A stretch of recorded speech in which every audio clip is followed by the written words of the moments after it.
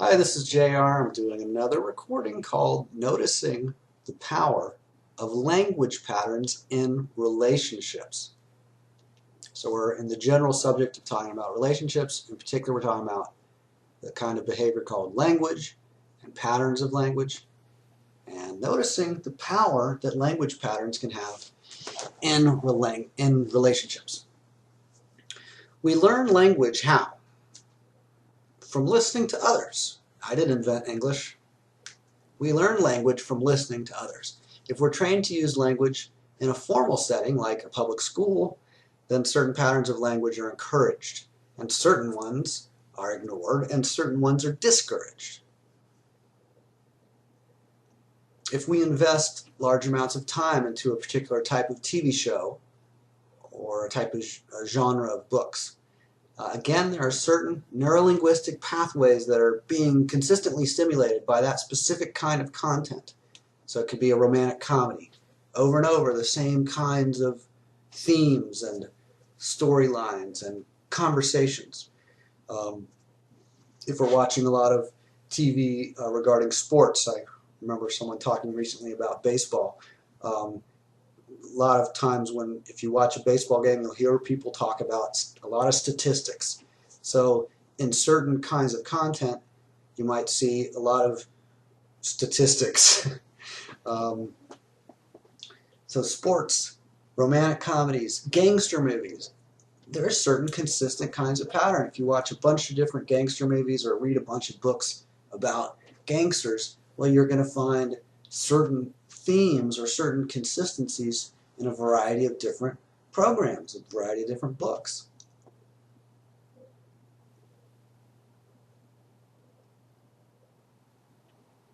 How about music? In the case of music, there are language patterns of the lyrics themselves. Different kinds of music have different kinds of lyrical content. They might talk about relationships in different types of music in different ways.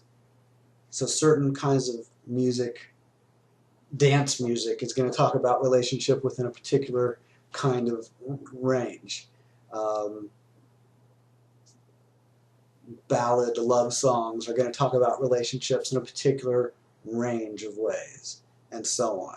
Gangster rap is going to talk about relationship in a particular set of ways. Other kinds of music, children's music or something, might not really talk about relationships much at all.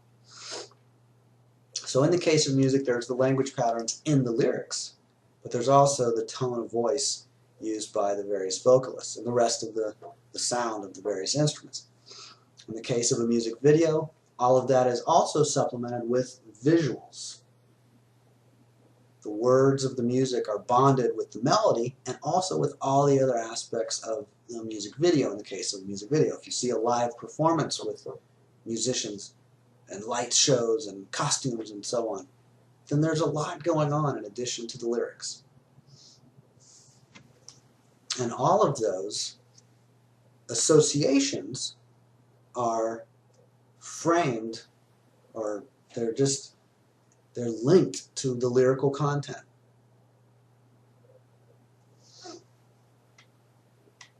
You're learning about relationships from a variety of sources, not just firsthand witnessing of people in relationships, but in books that you read. It could be fiction books, and actors pretending to be in a relationship with each other, and they are following along with the script, and they're doing what the script tells them to do. And you can have those kinds of examples of relationships presented to you over and over, and you can go out of your way to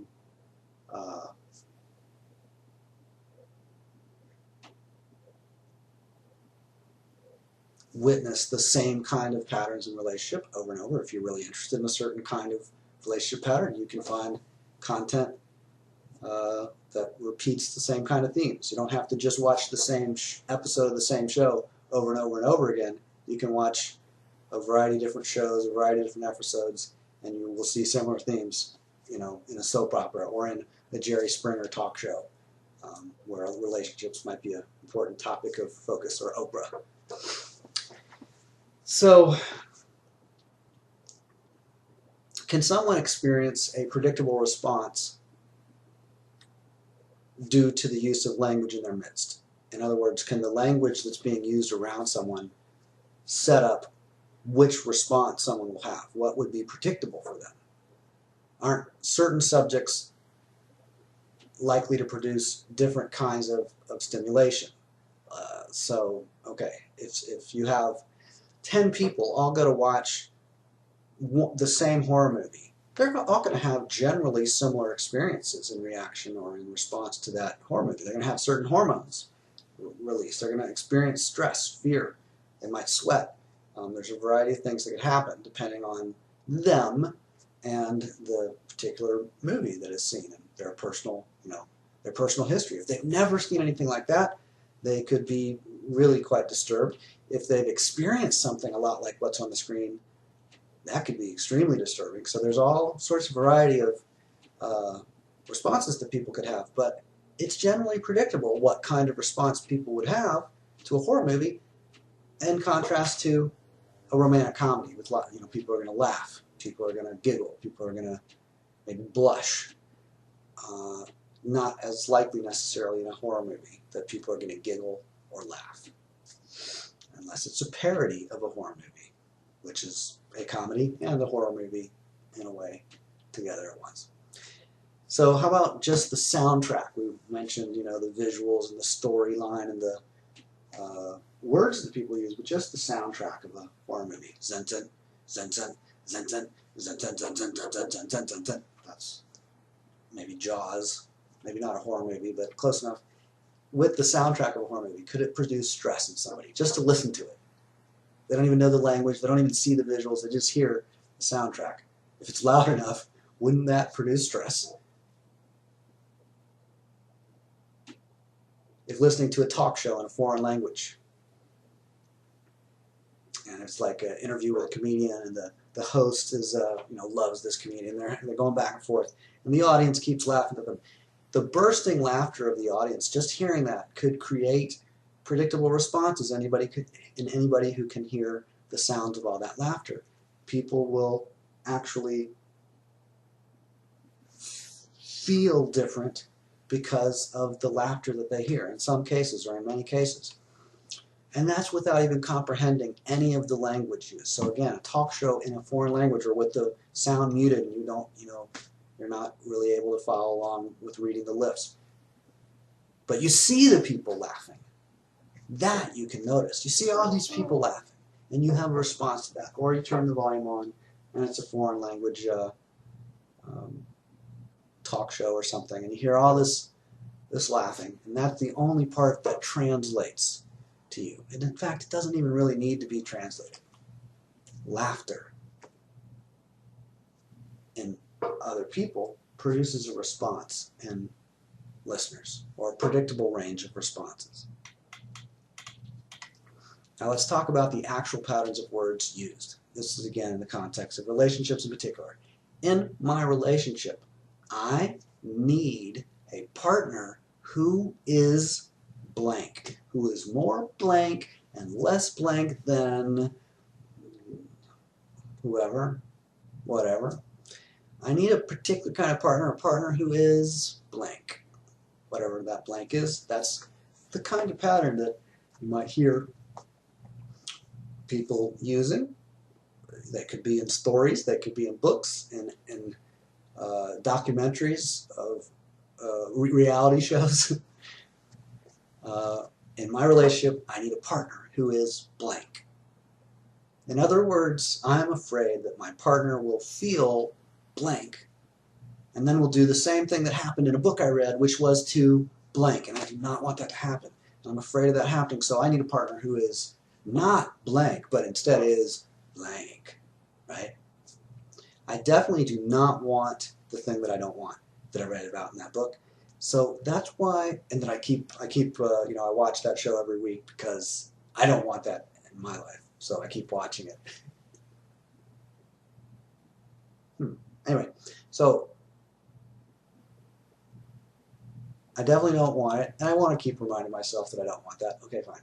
So I keep focusing on how to avoid it. I keep focusing on that thing and then how to avoid it. So that's one thing that someone can do. It's actually kind of normal that people would do this on occasion.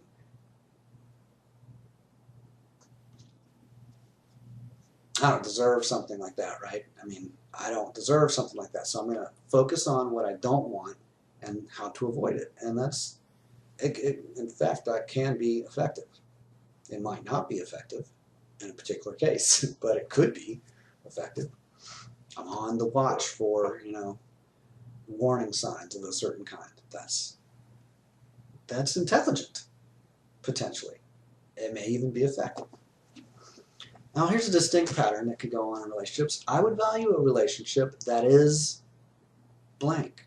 I would value a relationship in which everyone involved, both people involved, experience a lot of blank. That's a different kind of language pattern, right? I value a relationship that is blank. I could say I value a partner that's blank, or I need a partner that is blank, or that I wish my current partner was more blank or less blank or whatever. But how about I value a relationship that has blank, or that is blank. How would you fill in the blanks? What kind of relationship do you value? What kind of relationship that is what? How would you describe it? Or a relationship that has what? What kind of results would be produced in that relationship? What kind of experiences would the people have? Like you, what experiences would you have? So that's the kind of relationship that my partner and I would both be eager to nourish, to preserve, to work on in the case of challenges, right? To protect, you might say. Now, of those two things, I need a partner who is blank, or I value a relationship that is blank. Which of those two is more likely to be presented in a TV soap opera? Certain shows are centered on controversy. They're centered on conflict, drama, tension, even animosity, complexity. They're not centered on simplicity and quick resolution. That doesn't make an interesting cliffhanger for the season finale, right? So are there TV programs that have healthy relationships in them, or healthy families?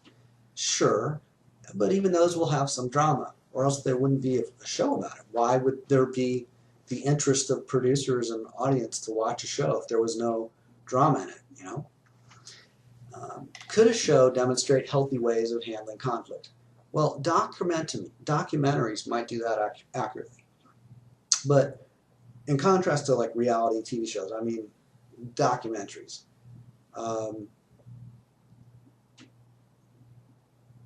they could show healthy ways of handling conflict. Actually, I just thought of a real reality show. This was 10, 15 years ago. But a real reality, an actual reality show. I remember seeing a guy say, "I'm really disappointed in you," to a group of people. And it was a reality show, but he was literally just disappointing them and telling them. And it was interesting to me. I found it, challenging that someone would just directly, calmly, without blame, say, "I am disappointed, and I'm disappointed in what you folks have done and what you haven't done." And he went into however much detail he went into, but that healthy way of handling challenges or handling conflict, it's not in most of the relationships I've witnessed in real life necessarily, or on TV or in books and so on. There are healthy ways of handling challenges, of handling conflict, of handling tension, including relaxing. But you're not going to have a TV show about relaxing. If people go to the beach to relax, there's still going to be something interesting in the movie. You're going to meet somebody, and they're going to, it's not going to be a picture of them sleeping for 9 hours and having a really great rest, and you're just watching for 9 hours. There's the person sleeping so soundly. That is so awesome. Now, they don't have TV shows featuring people sleeping soundly for 9 hours straight, and that's the whole show, and then they wake up and I'm really refreshed. That's not And it's not a very common theme in TV shows. You're not going to spend 9 hours watching the person sleep soundly. So what do they pick? What do they select when they, edit out the footage to make a reality show? They pick drama. They pick controversy. Pick tension, challenges.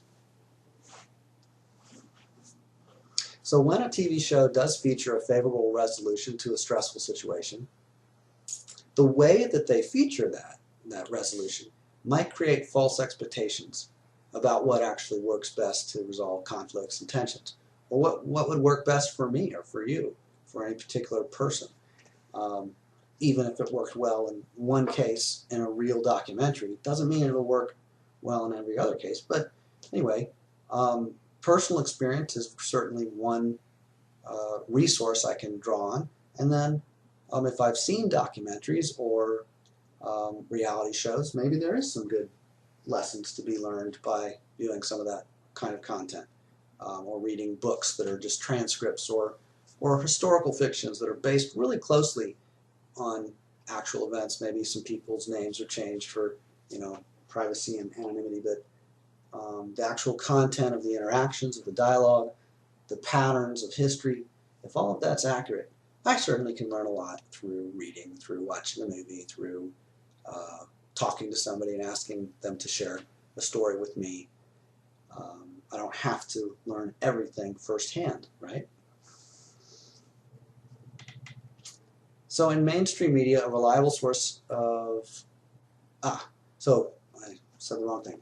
It's a question. Is mainstream media a reliable source of valuable lessons? Is the most reliable source of really valuable lessons for you mainstream media? Can we expect the programming to include highly effective ways of avoiding conflict and resolving conflict and noticing conflict early and just calmly stating disappointments and fears and I'm mad and I'm upset, and people just really directly, cleanly, concisely, precisely communicating their experience and their requests and their invitations and their observations and their questions. One outcome that could be favorable is for people to really understand each other. Now, watching a TV show with a half hour or a 90-minute time frame, that's not going to be equivalent to real life, how things can happen in real life. It's certainly not equivalent to actually having an experience in one's own life of challenges. So going through actual challenges is a much more reliable way to learn than watching something on TV or listening to an audio recording of a lecture or something. And it's also notable to have some experiences, have some challenges, have some results, good, bad, a little of each, right? And then also talk with people about my experiences and their experiences, and then maybe watch a video, listen to an audio, read a book. It certainly can be helpful, or write a letter about it. If I write a song about something, it can be helpful to look for patterns. That's part of the learning process, looking for patterns. What is reliable? What is predictable?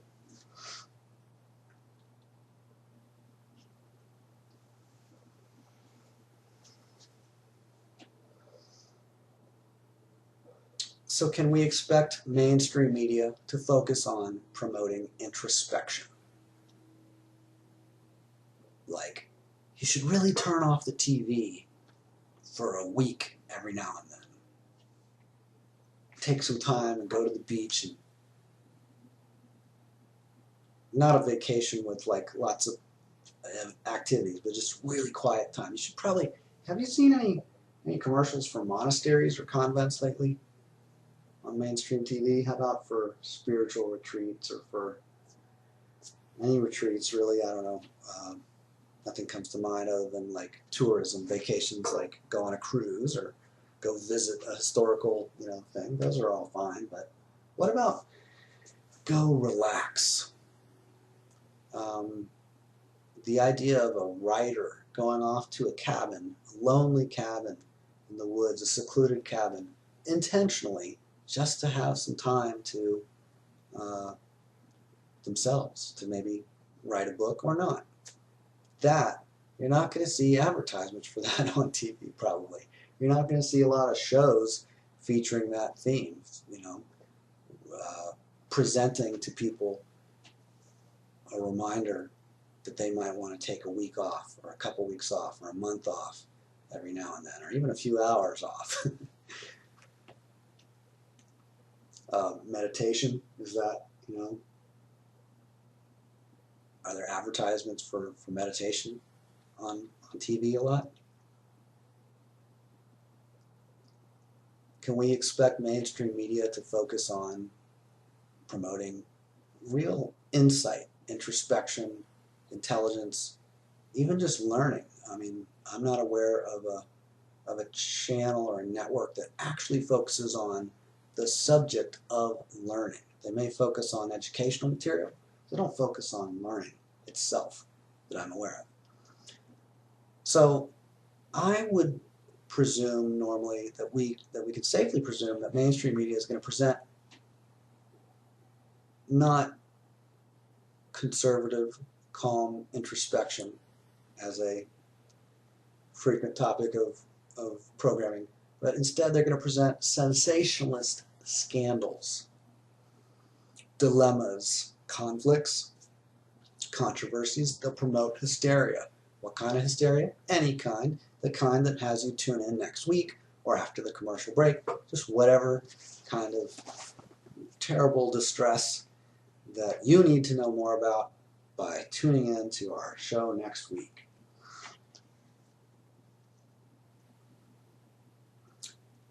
And I don't just mean news, of course, that is also true, but all other kinds of programming. Do they want you to be hooked by the cliffhanger and stay tuned even for the next season, not just through the next episode or next commercial break, but all the way through to next season, which I don't know when that's going to start, but I have a picture here in my blog article of Who Shot JR.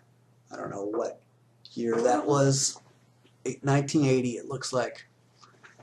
People magazine and TV Guide and Time magazine all featured on their covers Who Shot JR. J.R. Ewing, a character played by Larry Hagman. So the goal of most regular programming is to present a variety of scandals and controversies and intriguing, dramatic content that will have people want to watch that show again next week, next season. Stay tuned through the commercial break and so on. The primary target of all mainstream programming is what? All mainstream programming targets what? To hook a bigger and bigger audience than the week before or than the other shows that are on at the same time. The goal is to attract readers or viewers to be spectators, to be the audience, rather than for them to do something other than to watch TV or read a book, such as have a conversation with somebody, or have no conversation, just go for a walk with your dog or whatever. Go enjoy the sunlight, the fresh air, even if that means leaving the city or neighborhood that you live in. The networks and the writers and the actors and producers and all these people, they're competing with each other for the most provocative content that they can get advertisers to support. So they don't want to be too provocative so that it offends their audience too much, or certainly that it offends their advertisers. That would be a very, a very short-lived offense. The networks, the writers, the producers will quickly refine their material if they offend their advertisers, unless they can get other advertisers to replace them. So what kind of shows are popular, most popular? shows with the most intrigue, the most excitement. That's what makes shows popular, books, etc. in general. Again, if you think about documentary movies compared to action movies, on the whole, documentaries aren't all that successful relative to, you know, action movies with lots of special effects and stunts and, you know, car chases and all sorts of dramatic content, exciting content. We could look at cable networks and see that there are entire channels dedicated to sports only, or to talk shows only, or to comedy only, or even to sexuality only, an entire channel. We could walk into a bookstore or a video store and you can see all these different sections. Entire sections are dedicated to horror. Another section completely dedicated to romance. Another one maybe to popular science. One to global politics, military history, all these different sections. All these different categories. You might even find a section on self-help. And what would you find exactly in a self-help section? As it relates to relationships and as it relates to patterns of language, what would you find there? There could be content relating to how certain patterns in language will promote isolation, worry, and animosity in relationships. That's certainly possible. Here's internal self-talk, monologues that I can practice, and they would produce certain results for me. They, you know, would be described as worrying, or they would be self-talk patterns that would generate resentment, or that would generate or maintain frustration, or even nourish frustration, or resentment, or contempt, or controversy, or arguing, etc. So here's a pattern of language, just an example. When I get frustrated with my relationship, then I focus on my partner. In particular, I focus on how they are too blank, and even how they lack blank. They really, you know, I wish they had more of that. It's like I have no power to change them, even though I tried to fix them using everything that was in that other book in the self-help section. I tried. I'm so sincere.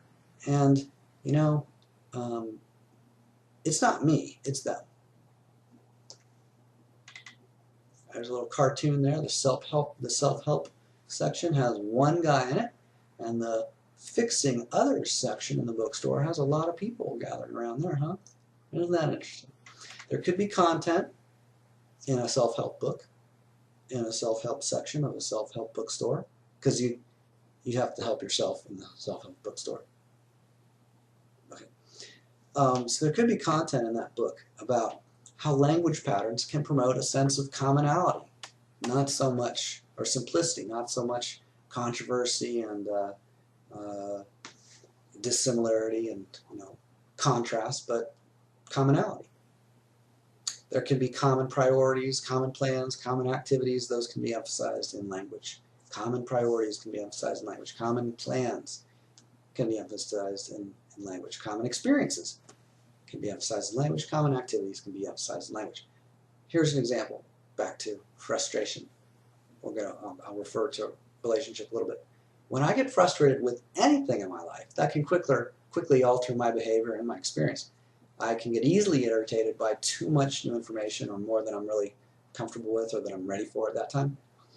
I can also get quickly irritated by any more surprises. If I'm already kind of, you know, in a state of some degree of confusion or frustration or angst or tension, then any extra controversy or challenge can really quickly push me, you know, into a range of low functionality. So I value, especially when I'm frustrated, but in general also, I value communication that is attentive and precise. In general, I value communication that is attentive and precise. In particular, if I'm experiencing frustration, then I value communication that is attentive, precise, efficient, effective, alert, slow, deliberate, intentional, responsible. I could go on. I value communication that's attentive and precise. I prefer to take time to slow down and to respect my prior experiences. That could be experiences of frustration, experiences of disappointment, fear, contempt, resentment, antagonism. I understand that frustration is a type of feedback. I'm willing to ask for help and try new things, but only selectively. I actually raise my standards. The more frustrated I am, the more selective I'm likely to be. I'm ready to raise my standards and be more conservative. Or maybe I'm ready to be more assertive. But I'm ready to make some kind of change based on the motivation of frustration. The more frustrated I am, the more motivated I would be. The more disappointed I am, the more motivated I would be. The more afraid I am, again, the more motivated I would be by that fear. So what about that sense of commonality, though? I made reference that in relationships we can use patterns of language to promote commonality. I'm going to talk about me, but consider whether some of this applies to you as well, okay? That right there is an example of inviting commonality. I'm going to talk about me, but consider whether some of this applies to you as well, okay? I'm ready to clarify my own results, what I've gotten. I might have been a little afraid to look, but I'm willing to look now. I want to clarify what my results are. I'm also willing to acknowledge my own practices, even to track my practices, to clarify my own motivations that are driving those practices and results. And that can involve introspection, speculation. Here's the results, here's the practices, I'm pretty clear on that. Well, what are the motivations that could fit with maintaining those practices and then, of course, producing those results? Generally speaking, the results we get,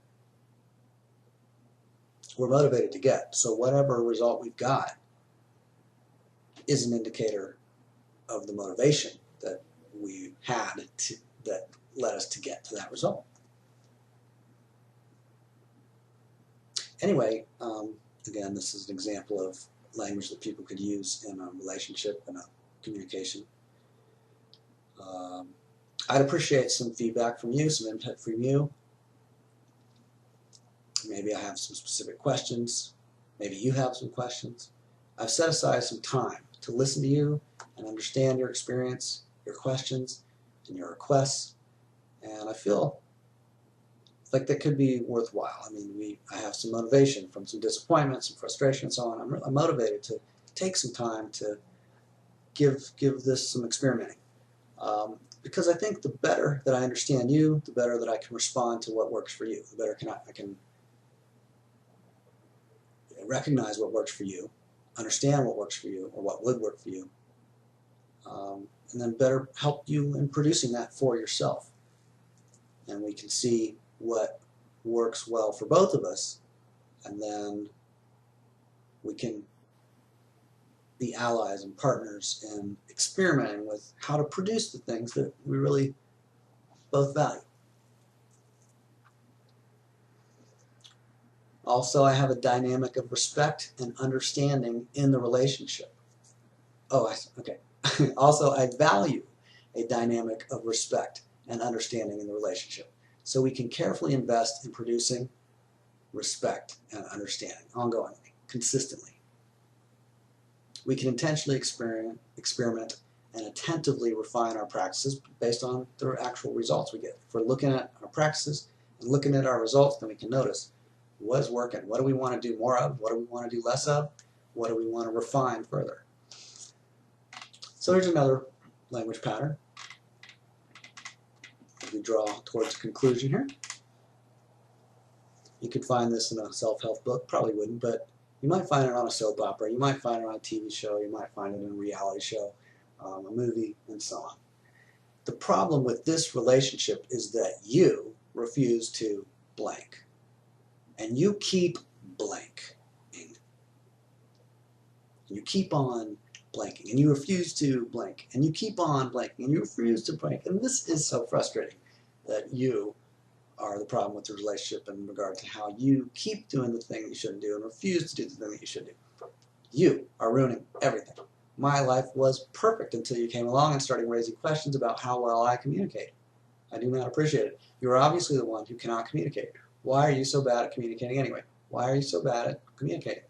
I will tell you why. It's because you are always analyzing me, and my analysis of you is that you analyze me too much in the wrong way, and it's very embarrassing. I need to stop, or else I'm going to start distracting you by suddenly changing the subject to what you did not do 7 months ago that you should have done, even though this is going to be the first time that I've mentioned it to you ever.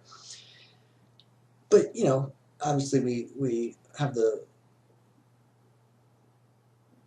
pre-existing, you know, silent, implicit understanding that you should be psychic. So I haven't mentioned it to you before. You didn't do it 7 months ago, and it's really, you know, it's been bothering me the whole time since then. It's just been, you know, I just got to say it now. Now that I need something to distract us from the topic of my own communication patterns. Anyway, so you can be sure that I've been thinking about it, though, regularly for the last 7 months, while impatiently waiting for the opportunity to ambush you with it whenever I needed to distract attention from me. In fact, I've rehearsed my tantrum and my rage in private for 7 months, and so now I'm able to. So I'm glad to be able to finally express my rage, get it out there, because I've been repressing rage since childhood. It's not really about 7 months that I've been repressing rage. Anyway, that's another story. And I admit that it's nice to have someone just pay attention to me for so long and not react or attack me while I shout and wave my arms around like a ballet dancer, because I've been training in my head for 7 months to, not for ballet dancing, but for telling you the thing that you should have done 7 months ago that, you know, really bothers me still, the fact that you know, and you don't seem to even know that you should have done that thing that I haven't told you about. And I will tell you later, by the way.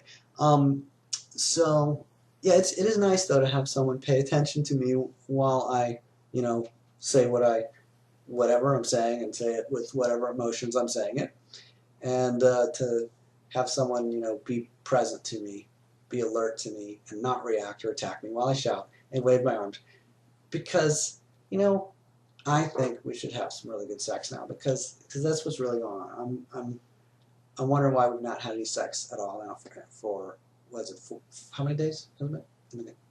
Oh yeah, I've been counting right in my head for that long. So that's you know, that's a good resolution to conflict in some relationships, is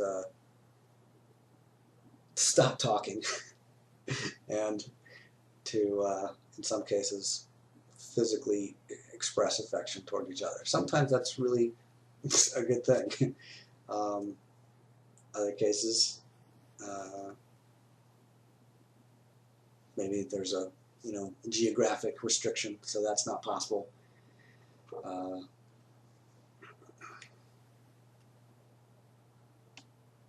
Then people choose to, you know, set up a in-person opportunity.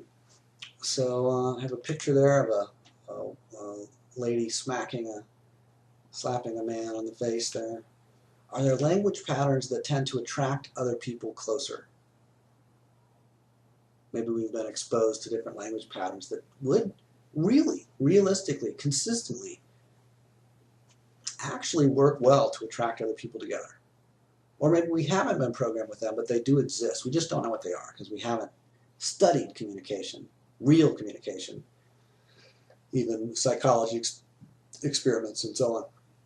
So are there language patterns that tend to attract other people closer? Are there certain language patterns that tend to produce withdrawal or distance or repulsion?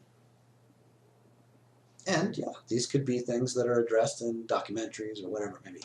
So here I have a picture of a very big hair on that lady. It's pinkish hair too. I'm pretty sure that's a wig. Really pink lips, looks like Botox, cosmetic surgery kind of lips, and just a huge amount of hair. And she's on one of those Christian networks, and what's that called at the bottom of the screen where they have the words going across, whatever that is, the transcription, subtitles, what is that? Anyway, I want you to just cover everybody who is listening to this program right now. I just want you to be covered with the blood of Jesus. Now that's kind of a weird thing to say, isn't it? Like for everybody watching this program right now to be just covered in the blood of the cows from down at the slaughterhouse, and the pigs and the whales and the, just lots of blood. Jesus' blood too. Jesus is, he's one of our cattle ranchers. You may know him. He's worked for us for 15 years. He died, and we've got his blood, and we're just going to cover you with the blood of Jesus. And so that's kind of a language pattern that might produce repulsion in people. So that's just a silly example in a way. But there's patterns that produce attraction, or that produce comfort, that produce emphasize safety, respect, understanding. And there's patterns that produce antagonism and repulsion and withdrawal and distance and frustration and distress. So certain tones of voice can produce attraction or repulsion. Certain body language can produce attraction or repulsion. Every new variation that we could do in communication, body language, vocal tone, words, etc., every new variation could increase or decrease the prior intensity of attraction or repulsion. Every new thing we do could produce a new result, such as attraction, repulsion, refocusing, reframing, relaxing, increasing the focus on something, decreasing the focus on something else. That is all just part of how communication works. And there I have some pictures of Tammy Faye Bakker and her husband, and whatever that lady's name is that her husband was famous for his involvements with. I did not really know this because I haven't been following Jimmy Faye and Tammy Bakker for many decades, but apparently they were, doing their Christian ministries going back to, I would say, the 60s or even before that. She did a lot of albums and singing.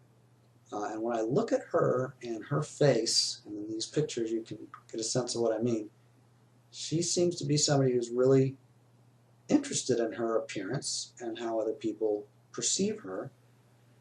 But I don't know if she's somebody that I would say has a lot of self-respect. And that is actually the topic of another audio that I'll put a link in here so you can look at that one if you're interested, listen to that one. But self-respect, wouldn't that be an interesting thing to bring in to a relationship, as well as mutual respect? How could that change things? And how would people talk if they were demonstrating respect for each other, or even demanding respect be present in the conversation? How do you notice the power of language patterns in relationships? Well, one way is to try a few different things and notice the results that they get.